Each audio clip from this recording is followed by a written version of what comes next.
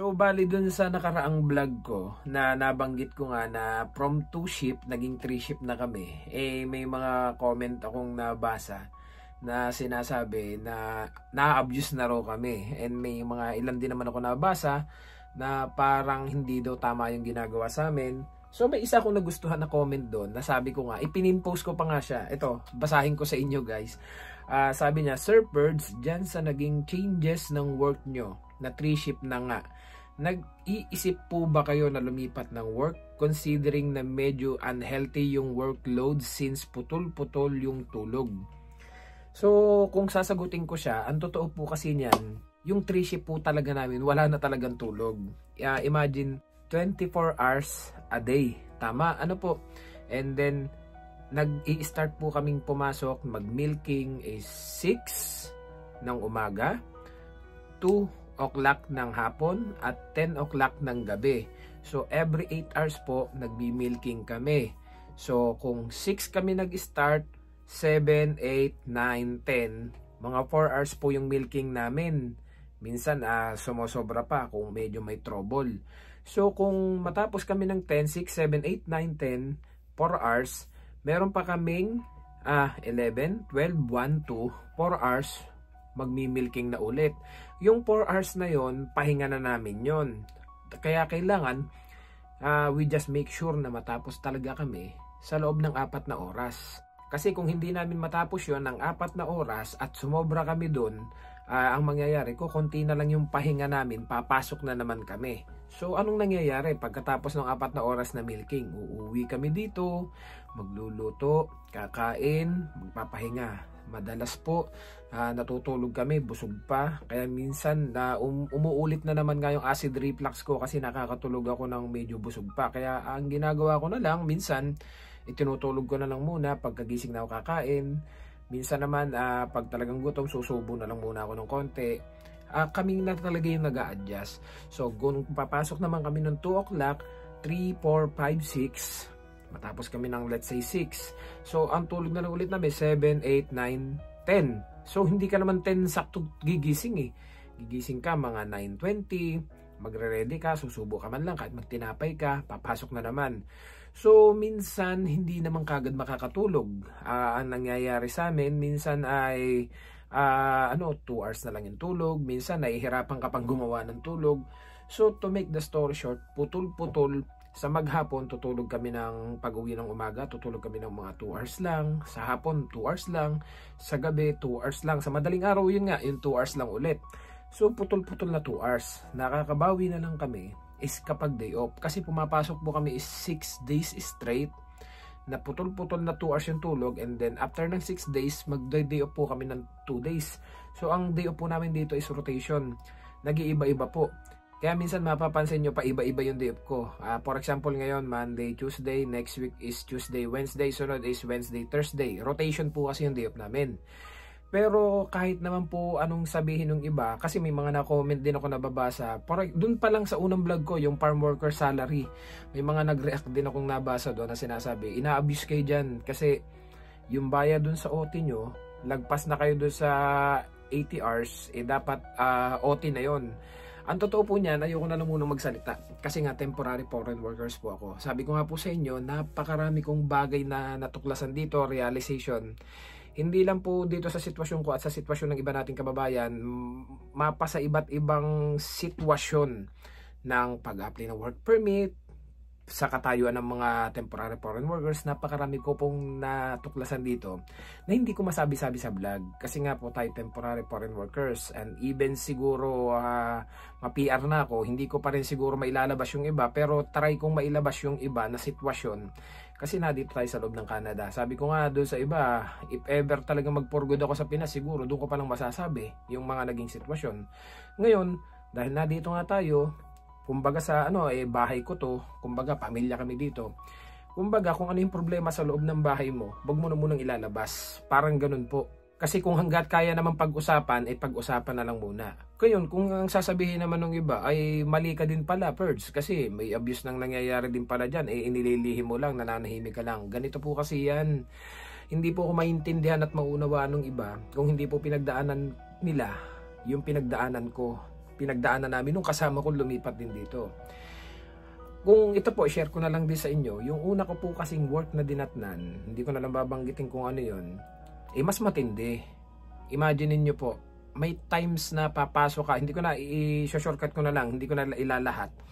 May araw na papasok kami 2 hours lang. May araw na papasok kami 3 hours lang. So after 2 hours, for example, pumasok kayo ng 7 o'clock in the morning, 8, 9 o 10, nasa bahay na kami. Hindi pa bayad yung biyahe nun. Halimbawa, alas 6 gising na kami. Alas 7 susunduin kami. Makakarating kami dun sa trabaho alas 8 or quarter to 8. And then 2 oras na kami magtatrabaho and then ihahatid na uli kami pabalik. Biyahe na naman, yung biyahe hindi bayad. So ang laki ng mga oras na nakukonsumo pero yung binabayaran ikukunti lang yung oras. So for example, naka 2 hours lang kami nung mga pasok namin. 2 hours, 2 hours, 3 hours, 5 hours. Pagdating ng 2 weeks salary, wala po kaming sasahurin nun. Kawala-wala, sumahod ka ng 500, 600, 700. Although mura yung bahay din doon, 120. Pero kahit papano po, maliit din naman yung sahod, wala din. Useless din. And then, kasi torture po yun sa utak mo eh. Parang nasabi lang na nasa Canada ka, pero wala kang kinikita. Kaya nga yung mga kasama ko doon, talagang iisa yung sinasabi. Ano ba yan? Nasabing nasa Canada lang tayo, pero mas malaki pa rin yung sinasahod natin sa Taiwan. May pagkakataon naman, napapapasukin kami 16 hours, 18 hours, 20 hours. Nakaranas po ako dun 22 hours, 21 hours. Napapatay na talaga ako. Kaya sabi ko, hindi na tama to. Parang ang nangyayari, pasasahurin ka ng malaki sa susunod na 2 weeks. Balda ka, wala ka ng tulog. Pag uwi mo, di ka naman makalaba kasi ang daming labahin eh. Mas matindi po talaga dun. Everyday laba. Kasi everyday lahat ng sinuot nyo, mga 10 damit, 15 damit, talagang kung ano suot nyo, yun na rin yung pamasok ninyo, yun na rin madudumihan. Pag uwi nyo, obligado kayo maglaba. Ay hindi ka lang naman nag-iisa, napakarami nyo dun. Mag-aantayin pa kayo dun sa washing machine at sa dryer. So, nakatulog ka na, hindi mo pa naisalang yung labahin mo. And then papasok ka ulit, wala ka ng tulog, 2 hours, 3 hours na lang. Banat na naman. So parang anong nangyayari, may 2 weeks na sasahod ka ng mga 1,000 plus, tapos may 2 weeks na sasahod ka ng 1,000 pababa, parang hindi na balance eh. Parang dito, humataw ka dito naman sa isa, wala ka sasahodin. Parang, paano ka makakaipon? Magagalaw mo din yung sahod mo doon sa maliit, tapos magagalaw mo doon sa malaki, magulo. So kung ako po tatanungin ninyo, mas okay pa rin po dito. At kung iisa-isahin ko po sa inyo, hindi na lang po sa akin, kahit doon po sa mga nagme-message sa akin at sa ibang tao mga nakakausap po dito, kung alam nyo lang po yung mga kalagayan ng mga nakakausap ko, tag-chat sa akin, naiisip ko pa rin na mas okay pa rin yung sitwasyon ko, kasi hindi naman po biro. Gaya nga po ng sabi niya, Sir Perds, sa naging changes ng work nyo na 3 shifts na nga, nag-iisip po ba kayo lumipat? Ay kung lilipat na naman po ako, ay dito po sa trabaho kong to kahit papano may chance akong makakuha ng permanent resident. Tsaka inofera na rin po kami ng supervisor. So kahit papano, malaking bagay na rin po yun. Kung doon po sa tulog, mas okay pa rin po ang tulog dito kaysa doon sa una kong trabaho na halos talagang wala ka nang maitulog. Kung doon naman po sa iba, kasi ano po parang ganito lang yan dati, nung time na yon wala akong pasok. 2 hours, 3 hours, 4 hours lang. Then humihiling ako kay Lord na sana naman maging maayos yung pasok. Ngayon ito, binigyan ako ni Lord. Sawa ka naman sa pasok. Talagang never, dito nga talaga nakakaranas kami minsan dati, nung 2 shift, nakakaranas kami ng 1 month, 2 months, walang day off. So sabi ko, baka magalit na sa akin si Lord niyan. Kasi dati humihiling ako ng pasok, kaya binigyan niya ako ng pasok, tapos sa angal pa ba ako. Napansin ko din po yan sa iba't ibang company ng mga iba't ibang taong nakausap ko, talagang walang perpekto, laging may mga butas tayong makikita. Pero kung i-compare ko naman po itong company ko doon sa ibang mga nakausap ko, na ito, pakita ko po sa inyo. May mga nakausap po kasi ako dito, kagaya na nung 2 subscriber ko, na hindi ko nababanggitin kung saang province tumatawag sa akin, nakakausap ko na yung pasok daw nila 2 months silang walang pasok. Ito nga po yung naging usapan namin nung nagkakwentuhan kami. Ito ilalagay ko sa screen, hindi ko na lang siya sabi niya, pasensya na kuya kung nagtatanong-tanong din ako sa iyo. Ilang buwan na po kayo ngayon nag-aaral? Kasi gusto din niyo mag-aaral yes po, kaya ako sa inyo nagtatanong kasi may experience kayo. Sabi ko sa kanya, wala kayong pasok? 1 buwan? Sabi ko, usap tayo bukas, wala akong pasok. Kasi nung nag-message siya sa akin, may pasok ako. Sabi ko, yan yung in-explain ko sa'yo before. Kaso, sabi mo, okay ka na. Sabi niya, wala akong pasok kuya. 2 months, lay off kami. Sabi ko, ha? Paano ang kita ninyo? And then sabi nga niya, wala kuya. Sabi ko, sasapat ba? Sabi niya, na-disapprove kami no, nag-apply daw sila ng EI. Kasi akala nila maka-apply sila ng EI. Sabi ko, or nasabing nasa Canada lang. Kasi walang sinasahod, nasabing nasa Canada lang. Kasi naka-close working permit kami. Sabi ko, disapprove talaga yan kasi kaso dapat open work permit kayo. I know it. Yap kuya, di ba marami ka ng realization about sa Canada now? Sabi niya, oo nga pero nandito na kami, paninindigan na lang talaga. Imagine to, 2 months walang pasok, 2 months walang income. So, kung iisipin ko, sino mas maganda yung sitwasyon? So kahit paano ako pa rin. Kaya kung baga may mga wala naman pong perfecto. Walang perfecto talagang nakikita ko dito may mga talagang hindi balance din na nangyayari sa mga trabaho. Hindi tama. Pero ikaw na lang makakaalam niya kasi ikaw ang nadyan sa sitwasyon. Katulad na lang itong ibang mga comments na nababasa ko na ilalagay ko ngayon sa screen kagaya nito. Sabi niya, boss, napanood ko yung vlog mo, patulong lang po. Sana ito po din yung nangyari sa akin ngayon na naging employer ko, maltreatment, yung pinapakita sa akin dito ngayon sa Quebec, French yung employer ko. 2 months pa lang din ako dito, na-feel ko yung psychologically abuse, pinapakita nila sa akin yung inferior, yung tingin nila sa mga Pilipino, pangit ng ugali. Patulong lang po. Dairy farmer po din ako dito na nagbabalak na umalis at naghahanap ng employer dito sa Canada. So ito pa yung iba, isa-isahin natin para naman hindi puro experience ko, experience ng iba nating kababayan na nagpo-post anonymous dito sa mga group sa Canada. Sabi naman itong isa, magandang araw, 6 months na po ako dito sa Canada as temporary foreign workers. Nahihirapan ako sa current company ko. Pwede po ba akong mag-resign kahit hindi ko matapos yung 2 years contract ko? At nagkataon na may gusto po akong mag-sponsor ng LMIA sa akin, pwede na po bang i-process yung LMIA ko kahit di pa po ako naka-resign sa current company ko? Salamat. Ito pa po yung iba. Hello mga ka-aspirants, sana po ma-approve. Kakarating ko lang po dito sa Canada and temporary foreign workers po ako under 2 years contract. Since dumating po ako dito, wala pa po ako gasinong oras na naipapasok and yung worst po yung mga kasama ko sa trabaho na mga kababayan natin, iba po ako i-treat as newcomer. Magtatanong lang po sana ako, if possible po ba na makahanap ako ng ibang LMIA in case po na umalis ako dito sa trabaho ko. Thank you po sa pagsagot. And then ito pa yung iba. Good evening sa lahat. Seeking for advice or any idea po dito about sa situation ko ngayon. Chef po ako at inaabuso po ako ng amo ko kaya ayaw ko nang babalik sa work. Temporary workers po ako, yung visa ko, doon lang talaga ako dapat mag-work sa boss ko. Ngayon dahil takot ako na babalik, gusto ko sanang mag-apply ng vulnerable open work permit. Kaso wala mang CCTV sa loob ng kitchen at isa pa ho, he broke the contract. 40 hours per week po sa contract pero 33 hours lang po ang binibigay niya. Kasi maaga naman pong mag-close yung restaurant so may nag-advise sa akin na medyo 50-50 pa daw pag nag-file ako ng vulnerable open work permit. Kasi yung 33 hours per week daw is good as full-time pa rin daw yon. Kaya wala din akong video ng pagharas sa akin so na wala akong work.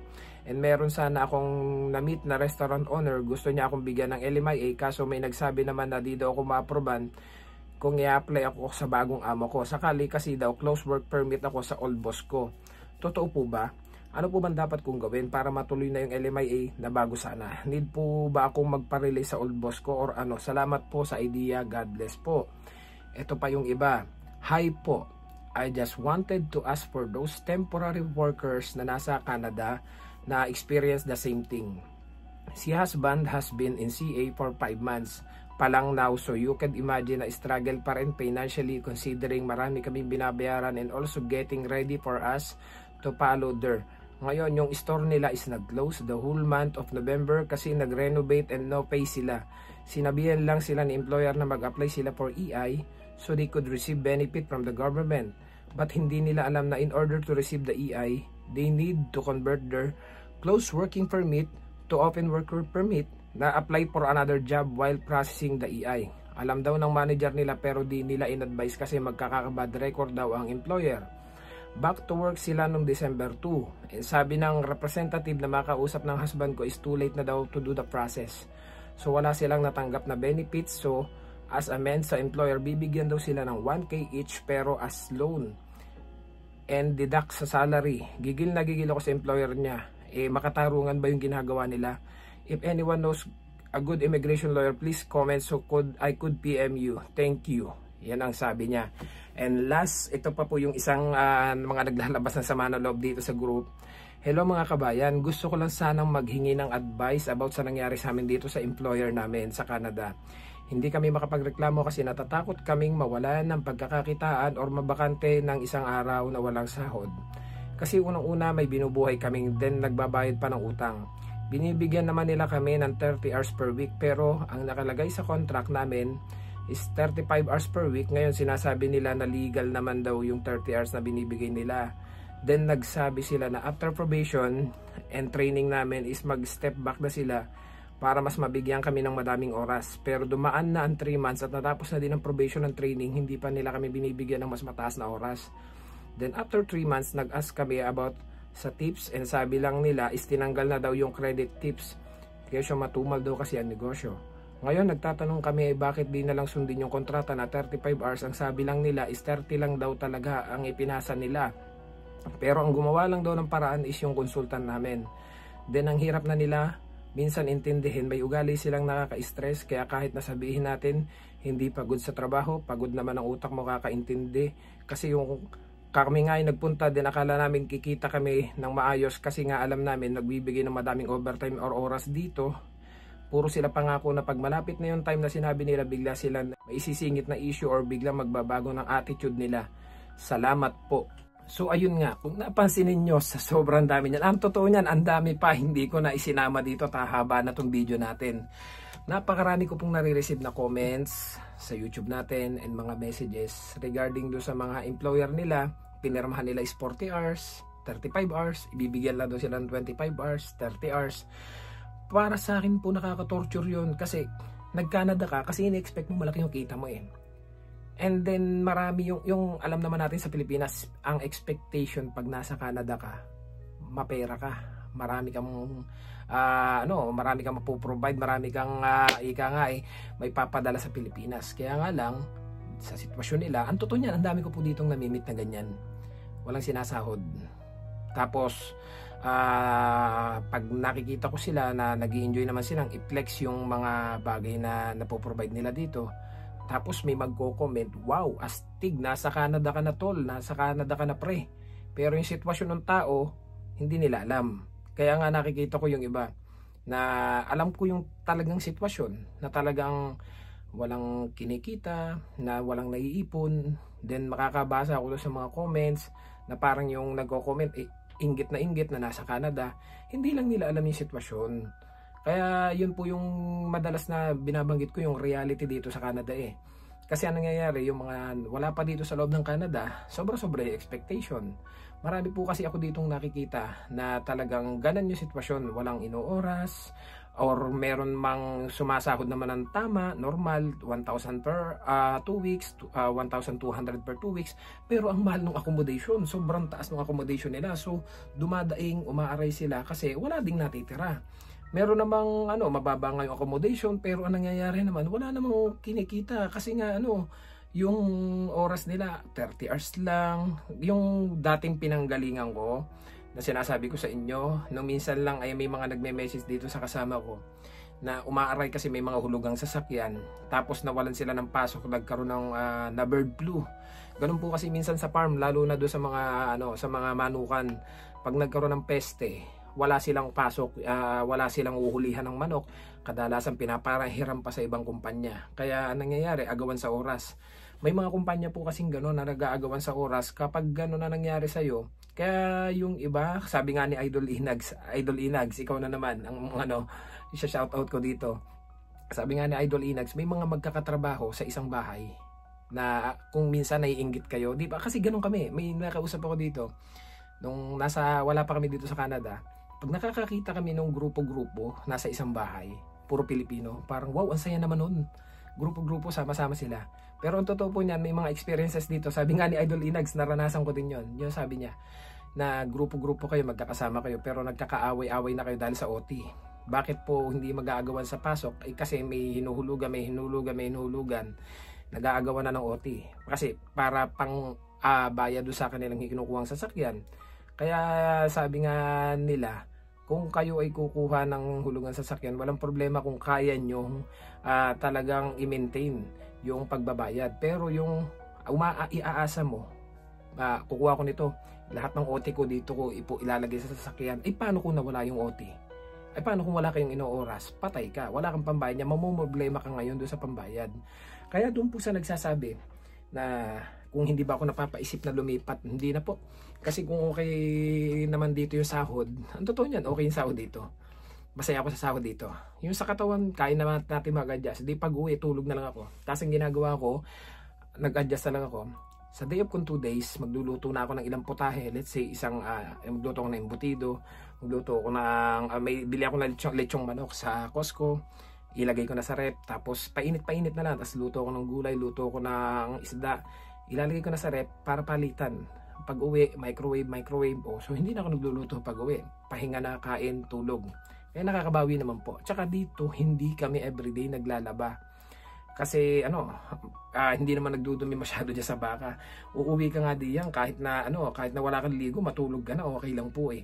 Yun ang kaibahan dito. Kaya doon po sa nagtatanong kung lilipat ba ako, ang totoo po niyan ay dito po tingin ko dito na ako uugatan hanggang sa makuha yung PR kung ipagkakaloob ni Lord.